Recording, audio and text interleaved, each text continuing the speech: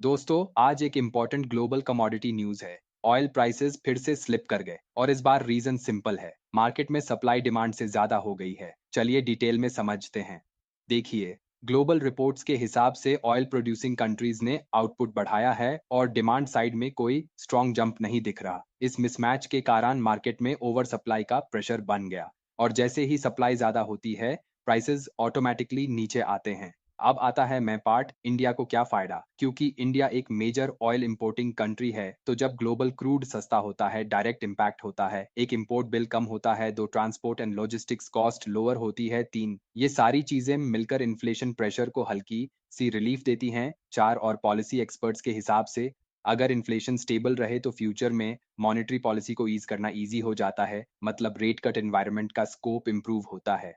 Oil prices down होने से कुछ सेक्टर्स नॉर्मली थोड़ा रिलीफ फील करते हैं, जैसे एविएशन, पेंट, केमिकल, ऑटो, क्योंकि इनका इनपुट कॉस्ट ऑयल से इनडायरेक्टली लिंक्ड होता है।